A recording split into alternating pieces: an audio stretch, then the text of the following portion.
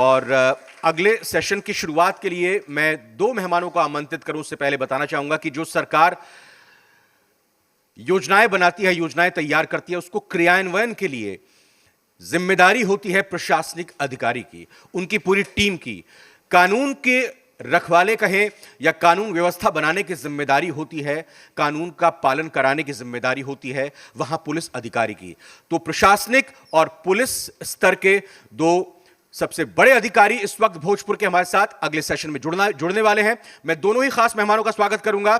श्री रोशन कुशवाहा, जिलाधिकारी DM Bhojpur, sir बहुत बहुत स्वागत। प्लीज मंच पर आप अपना स्थान ग्रहण करें। और मैं स्वागत करना चाहूंगा श्री हरकिशोर राय जी, पुलिस अधीक्षक एसपी भोजपुर, बहुत बहुत स्वागत। कार्यक्रम में आगे बढ़ूं, उनके साथ सेशन की शुरुआत करूं उससे पहले मैं आज के उन हमारे सहयोगियों का भी जिक्र करना चाहूंगा जिनके सहयोग, जिनकी मदद से आज का ये कार्यक्रम संपन्न होने जा रहा है। यूं कहें कि आज के इस कार्यक्रम को हम आगे बढ़ा रहे हैं।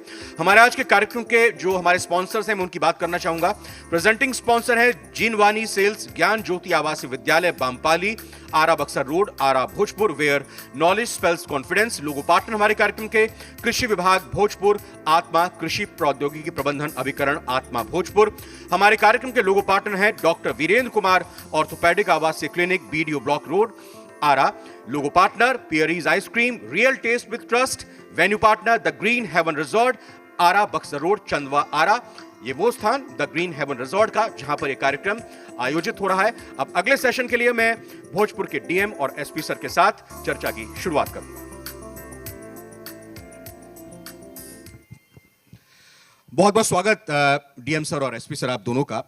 शुरुआत आपसे डीएम साहब की योजनाएं, जैसे मैंने बताया कि सरकार की तरफ से बनाई जाती है, केंद्र सरकार हो या राज्य सरकार, उसको फिर अमली जामा पहना, उसको जमीनी स्तर पर देखना क्या चुनौतियां हैं, वो आपकी जिम्मेदारी होती है। अपनी टीम के साथ आप आगे काम करते हैं। योजनाएं बनती हैं पूरे देश के लिए, हर जिले के लिए। मुख्य तौर पर आरा में, भोजपुर में वो ऐसी कौन सी योजनाएं हैं जो यहां के लोगों के जीवन में बदलाव लेकर आ रहे हैं, परिवर्तन कर रही हैं? धन्यवाद। सरकार की तरफ से जितनी भी योजनाएं बनाई जाती हैं, जैसा कि आपने बताया कि मोटे तौर पे वो राज्य सरकार के स्तर पे या भारत सरकार के स्तर पे बनाई जाती है और उसको क्षेत्रीय रूप देना जिला प्रशासन का काम है।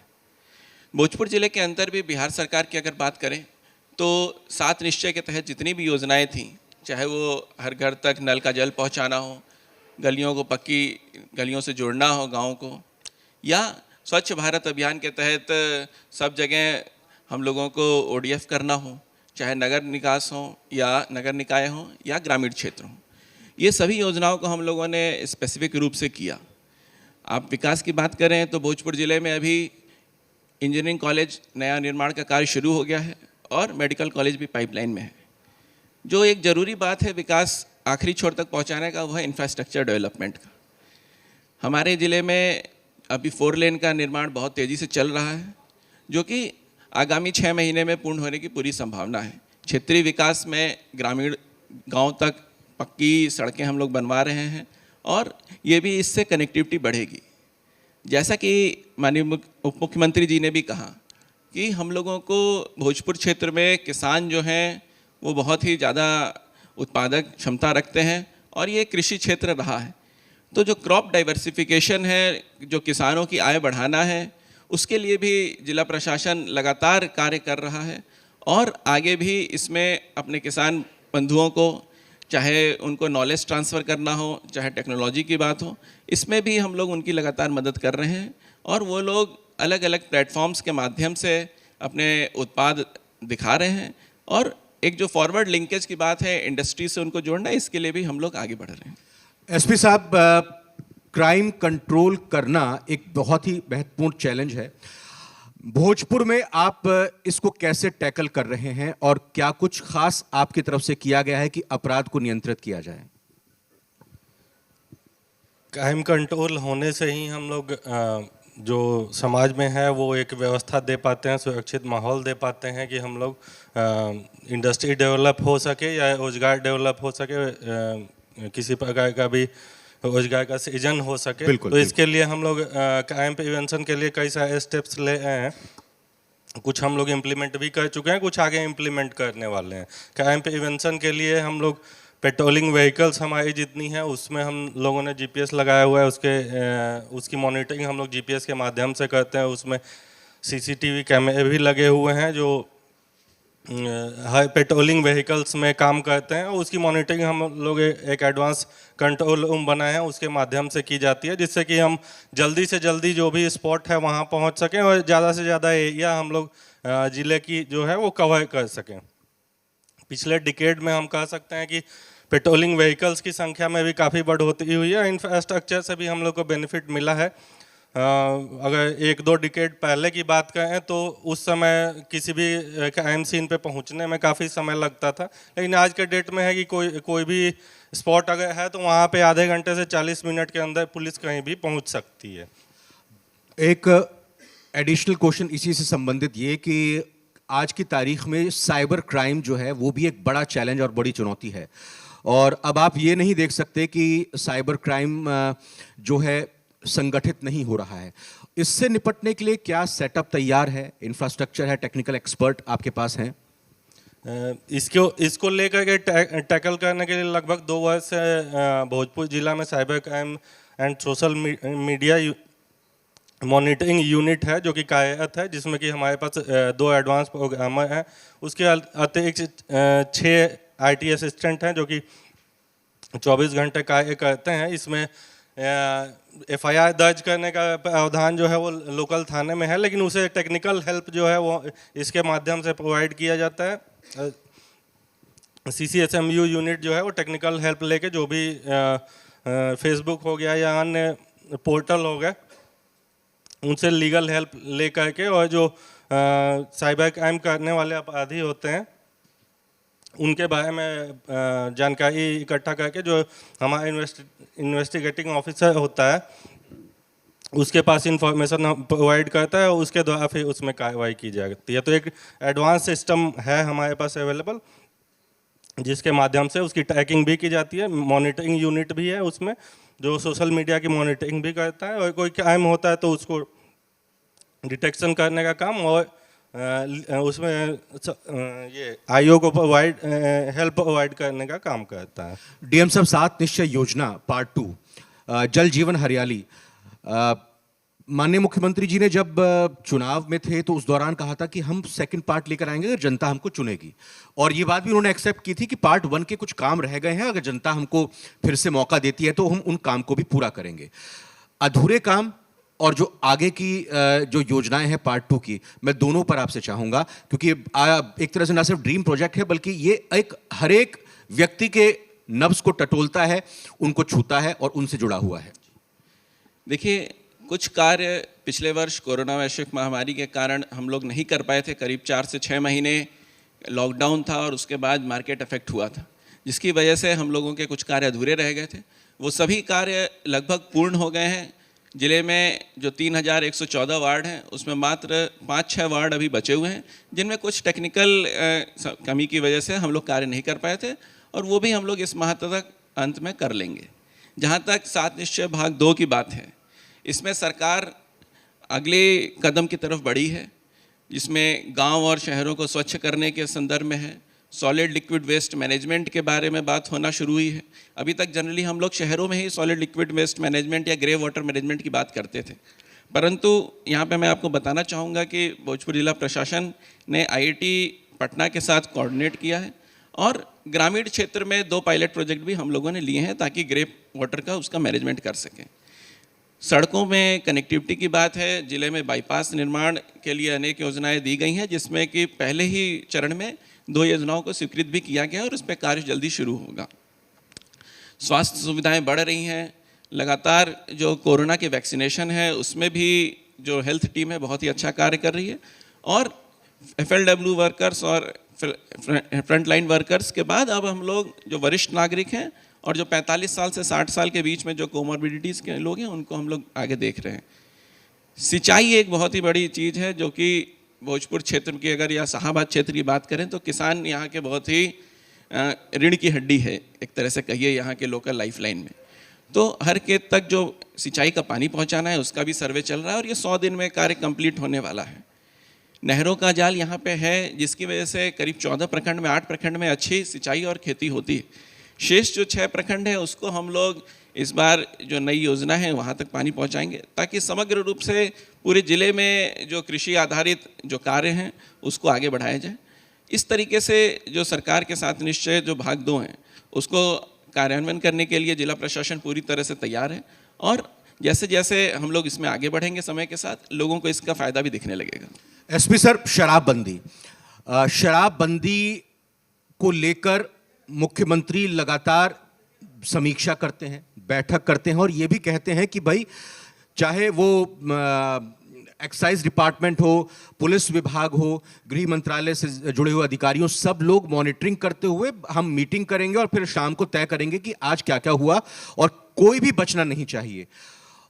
शराबबंदी पर और गहराई से नकेल कसने के लिए, ताकि जो आमद हो रही है चोरी छिपे उसको पूरी तरह से रोका जाए, क्या प्लान है, किस रूप में काम कर रहे हैं? शराबबंदी वर्ष 2016 से बिहार प्रदेश में लागू है। इसको रोकने के लिए हम लोग कई सारे मल्टीप्रॉन्ग स्ट्रेटजी है, उसके तहत कार्य करते हैं। इसमें 2 तरह से होता है। एक रैंडम चेकिंग हम लोग करते हैं, रैंडम व्हीकल चेकिंग लगाया जाता है, उसके माध्यम से हम लोग सोर्सेज डेवलप करते हैं। सोर्सेज के माध्यम से जो सूचना मिलती है उस पर कार्रवाई की जाती है। उसके अलावा हम लोग रेगुलर कुछ चेकिंग पॉइंट बनाए हुए हैं। चेकिंग पॉइंट पे लगातार चेकिंग होती है, जिससे कि खास करके यूपी से जो हमारा बॉर्डर लगा हुआ है तो उधर से हम लोग प्रिवेंट करने की कोशिश करते हैं। जो परपिट्रेटर्स हैं, जो शराब माफिया हैं, उन पे कार्रवाई करने के लिए हम लोग एक तो है कि उन्हें स्पीडी ट्रायल चला करके जल्दी से जल्दी सजा दिलवाते हैं। अब भोजपुर जिला का उदाहरण ले तो लगभग 50 से ज़्यादा शराब माफिया हैं जिन्हें कि हम लोग सजा दिलवा चुके हैं अभी तक पिछले 3-4 सालों में। इसके अतिरिक्त मनी लॉन्ड्रिंग एक्ट के तहत उनके विरुद्ध हम लोग उनका जो प्रॉपर्टी है उसको सीज करने के लिए प्रस्ताव भेजते हैं। 2 ऐसे बड़े मामले हैं जिसमें कि हम लोग यहाँ से प्रस्ताव भेजे हैं। उसका प्रोसेस है प्रॉपर्टी अटैच करने का और फिर प्रॉपर्टी को नीलाम करने का, जो कार्रवाई ईडी के द्वारा की जाती है।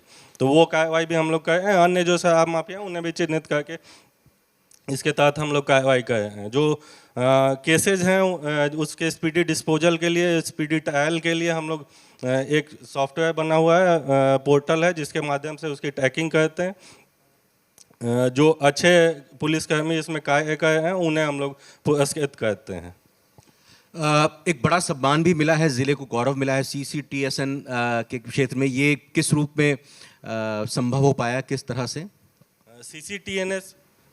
CCTNS प्रोजेक्ट पूरे देश में लागू है, जिसके तहत पुलिस का जितना भी crime and criminal tracking network इसे बोलते हैं, जिसमें कि जितना भी पुलिस का डाटाबेस है, जितना भी FIR हो है, जितना थाने के अभिलेख हैं, सभी को हम लोग को उसका पोर्टल बना है, उस पर अपलोड करना है और भविष्य में उसकी इंटरलिंकिंग कोर्ट के से भी होनी है, जिससे कि FIR ऑनलाइन रजिस्टर होगा, ऑनलाइन कोर्ट को जा सकेगा। तो उसमें काफ़ी पिछले 6 महीने में पूरे बिहार में काफ़ी प्रगति हुई है। उसमें भोजपुर जिला अभी अव्वल स्थान पे चल रहा है, जिसमें कि हमारे सभी 29 थाने इस नेटवर्क से जुड़ चुके हैं और उसमें 100% एंट्री हो रही है। तो ये काफ़ी अच्छा प्रोग्रेस है जो कि हम लोग अचीव कर रहे हैं। इसके अलावा उसी से जुड़ा हुआ एक क्रिमिनल को ट्रैक करने के लिए हम लोग का चक्का करके एक नया ऐप है, जिससे कि सभी जितने भी क्रिमिनल हैं पूरे बिहार भर में उनका एक डाटाबेस हम लोग बनाया है। उस डाटाबेस में फेस रिकग्निशन का भी ऑप्शन अवेलेबल है। आप कोई अगर क्रिमिनल को रास्ते में देख रहे हैं तो उसको आप उस ऐप के माध्यम से आप सर्च करके, जितने भी हमारे पुलिस ऑफिसर हैं उसके पास एंड्रॉयड फ़ोन अगर है तो वो उस ऐप के माध्यम से सर्च करके ये पता लगा सकता है कि ये व्यक्ति अपराधी है कि नहीं, पूरे बिहार में कहीं वांटेड है कि नहीं। तो उस पर भी हम लोग वर्क कर रहे हैं। तो एक तरह से कंप्यूटराइजेशन और IT का बड़े पैमाने पे हम लोग आगे आने वाले दिनों में यूज करने वाले हैं, जिससे कि क्राइम कंट्रोल में हमें बेनिफिट मिलेगा और बिहार काफ़ी आगे बढ़ेगा। और इस उपलब्धि और इस सम्मान के लिए मैं चाहूंगा कि सभी जोरदार ताली के साथ आपका और आपकी पूरी टीम का उत्साहवर्धन करें, ऐसे ही काम करें। डीएम सर, अभी जब उप मुख्यमंत्री जी से बात हुई तो कोरोना के बाद की स्थिति पर हमने चर्चा की। आपसे समझना चाहूंगा मैं कि कोरोना के बाद चाहे वो वैक्सीनेशन की स्टेज हो या फिर रिकवरी हम कर रहे हैं, और चाहे वो कृषि का क्षेत्र हो, व्यवसाय हो, नौकरी हो या स्टूडेंट्स की पढ़ाई हो, सभी को नुकसान पहुंचा है और अब हम उसकी रिकवरी चाह रहे हैं। तो उस रिकवरी को आगे सहयोग करने के लिए आपकी तरफ से क्या कुछ किया जा रहा है? प्रशासन और सरकार कैसे मदद कर रही है? वो लोग खासतौर पर, आपको रोक रहा हूं, वो लोग खासतौर पर जो अपने दूसरे जगहों से यहाँ पर आ गए थे और उन्हें कहा कि अब हम वापस नहीं जाएंगे, उनको लेकर क्या योजना? देखिए, कोविड काल के दौरान जिले में करीब 40,000 लोग जो दूसरे क्षेत्रों में काम कर रहे थे, वहाँ से उनका पलायन कहें या घर वापसी कहिए, उस तरीके से वो लोग किसी न किसी कारणों से वापस आए थे। सच पता उस टाइम हम लोगों को जो पहला चैलेंज था उनका देखभाल करना था, उनको हम लोगों ने क्वारंटाइन कराया। और उसके बाद फिर जब रोज़गार की बात आई तो जो लोकल लोग थे उनको सबसे पहले तो इमीडिएट रिलीफ में हम लोगों ने मनरेगा के माध्यम से रोज़गार उपलब्ध करवाए। उसके बाद जो स्किल्ड लोग थे उनको रोज़गार दिलाने के लिए नव परिवर्तन योजना के तहत अनेक छोटे छोटे क्लस्टर्स, जिस प्रोग्राम के तहत जिन कार्यों को वो लोग दूसरे जगहों पे कर रहे थे, उन कारखानों को, छोटे छोटे यूनिट्स को हम लोगों ने यहाँ पे लगाने के लिए मदद किया। उन लोगों को लोन दिलाने के लिए हम लोग आगे आए और बैंकों के माध्यम से कई लोगों को हम लोगों ने लोन भी दिए। जो छोटे छोटे लोग थे उनको प्रधानमंत्री स्वनिधि योजना के तहत भी जो बिना कोलेट्रल के रोल हैं वो दिलाए गए। साथ ही जो अधिकतर लोग थे यहाँ पे थे, उन लोगों को किसान से संबंधित थे। जैसा आप लोग जानते हैं, इस बार करीब रिकॉर्ड फसल हुई है धान की और जिला स्तर पे करीब 2 गुना परचेज हम लोगों ने किया है।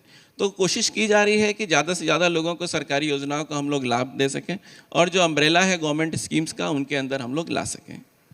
अब एक ऐसा सवाल जो आप दोनों के ही कार्यक्षेत्र में आता है और हर भोजपुर और आरावासी के लिए एक समस्या अभी बनी हुई है, जाम की व्यवस्था।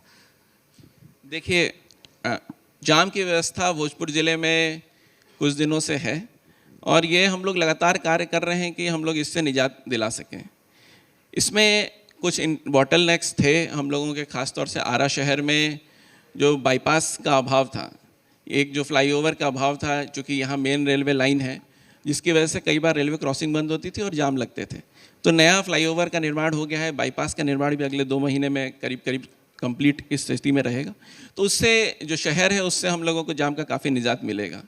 साथ ही साथ जो 4 लेन है जो नॉर्थ साउथ बिहार को जोड़ता है, उसमें भी रेगुलर मॉनिटरिंग की जा रही है और राज्य सरकार के स्तर से पटना, छपरा और भोजपुर, इन 3 जिलों का एक कंबाइंड टास्क फोर्स भी बनाया गया है जो कि लगातार इसको मॉनिटर कर रहा है, ताकि कहीं भी अगर बॉटल नेक्स आते हैं, चाहे गाड़ी खराब होने की वजह से जाम की बात हो, तो इस तरीके की चीज़ों को हम लोग लगातार मॉनिटर कर रहे हैं और जल्दी इसमें सुधार दिखेगा। सर, किस तरह से जब जाम लग जाता है तो उसको फिर संभाला जाता है? और कई बार जैसे सर ने बताया कि कुछ व्यवस्थाएं, कुछ ऐसी दिक्कतें आ जाती हैं, कोई वाहन खराब हो गया। एक मेरे पास एक सजेशन इस रूप में है, क्योंकि हम भी दिल्ली एनसीआर में रहते हैं तो लगातार हम इस तरह की समस्या को झेलते हैं, तो क्यों ना एक क्रेन ऐसी जगहों पर रखी जाए और जब कोई गाड़ी खराब होती है तो उसको क्रेन के जरिए टो करके लेकर वहां से आया जाए और फिर उसका जो भी जुर्माना कह लीजिए या फिर जो भी उसका हर्जाना है वो उसी से वसूला जाए। आप लोग क्या करते हैं इसको लेकर? नॉर्मली जो अनलोडेड व्हीकल्स होती हैं, खास करके मुख्य रूप से जो समस्या आती है गाड़ी खराब होने को लेकर के, वो बड़ी गाड़ियों को लेके ही आती है और लोडेड व्हीकल्स को लेके आती है। तो उसको टो करने के लिए संभव नहीं होता है। जनरली वहीं स्पॉट पे उसको बनाने का कोशिश किया जाता है, जल्दी से जल्दी उसको बनाया जा सके। कोशिश किया जाता है कि उसको हम लोग किनारे करें या कोई बाईपास आसपास है तो बाईपास को यूज करते हैं। छोटे केन हम लोग जनरली यूज करते हैं जब अनलोडेड व्हीकल्स हैं, तो उसको टो करके हम लोग साइड करते हैं, तो वो सुविधा यूज की जाती है। लेकिन कई बार होते हैं कि 25 टन या उससे ज़्यादा लोडेड व्हीकल है तो उसको खींचना फिर संभव नहीं हो पाता, तो उस केस में हम लोग प्रयास करते हैं कि जल्दी से जल्दी उस गाड़ी को ठीक करवाया जाए। और बाईपास जनरली देखते हैं कि बाईपास करके अगर किसी रास्ते से हम लोग ट्रैफिक खास करके पैसेंजर व्हीकल्स को निकाल सके तो उसको निकालने का प्रयास। क्या संदेश देना चाहेंगे आखिर में यहाँ भोजपुर के लोगों को, क्योंकि पुलिसिंग जो है लोगों के सहयोग के बिना पूरी नहीं हो सकती, लोगों को जागरूक करने को लेकर, लोगों को पुलिस के सहयोग करने को लेकर आप क्या कहेंगे? पुलिस आपके सहयोग के बिना अधूरी है। सबसे इम्पोर्टेंट है कि पुलिस आपके लिए है, आपकी सेवा के लिए है, तो कभी भी दूरी बना के पुलिस से नहीं रखना चाहिए। इसको लेकर के हम लोग कार्यक्रम भी आयोजित करते हैं, पुलिस पब्लिक फ्रेंडशिप मैच आयोजित किए जाते हैं और कुछ डिबेट्स और टॉक्स भी हम लोग आयोजित करते हैं जिससे कि कम्युनिकेशन बना है। और एक हम लोग ये ड्राइव भी चलाए हुए हैं जिसमें कि साइबर सेनानी ग्रुप हम लोग पूरे बिहार में बनाए और भोजपुर जिला में भी बनाए, जिसमें कि पब्लिक के अच्छे लोगों को भी जोड़ा गया है कि उनसे अच्छा हेल्दी कम्युनिकेशन बना है। तो हमारा यही जो नागरिक हैं उनसे आशा होगा कि पब्लिक से, पुलिस से डरे नहीं आप, पुलिस से सहयोग लें। पुलिस हमेशा आपकी सेवा के लिए है। हो सकता है कि कुछ उसमें लोग हों जो कि आपको परेशान करते हों, लेकिन ज़्यादातर जो जैसा समाज है वैसी ही पुलिस है।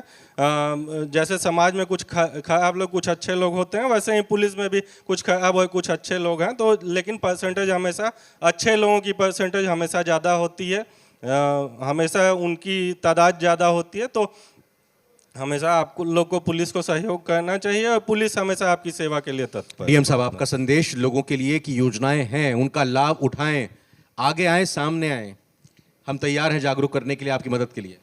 देखिए, जिला प्रशासन भोजपुर लगातार आप लोगों के बीच में है। आप लोगों की मदद से, आप लोगों की सहायता से हम लोगों ने कोरोना वैश्विक बीमारी को भी देखा। जिले में अनेक आपदाएं आई, बाढ़ आई, इस तरीके की चीज़ों में आप लोगों ने लगातार सहयोग दिया। मैं यही चाहूँगा कि प्रशासन और जो लोग हैं ये साथ साथ हमेशा चलें। हम लोग सदैव आप लोगों की मदद करने के लिए हैं और जो भी सरकार की योजनाएं हैं, लाभकारी योजनाएं, चाहे विकास की हों, चाहे सामाजिक सुरक्षा की हों, मैं आश्वस्त करता हूं कि आप लोगों को अधिक से अधिक इसका फ़ायदा मिलेगा। इसके लिए हमारी पूरी टीम आप लोगों के साथ है। आप लोग बस साथ दें और आगे बढ़ें। तालियों के साथ हौसला बढ़ाएं और बहुत बहुत धन्यवाद डीएम सर, एसपी साहब, हमारे साथ जुड़ने के लिए बहुत बहुत शुक्रिया। और मैं आपसे अनुरोध करूंगा प्लीज़ अपना आप स्थान ग्रहण करें और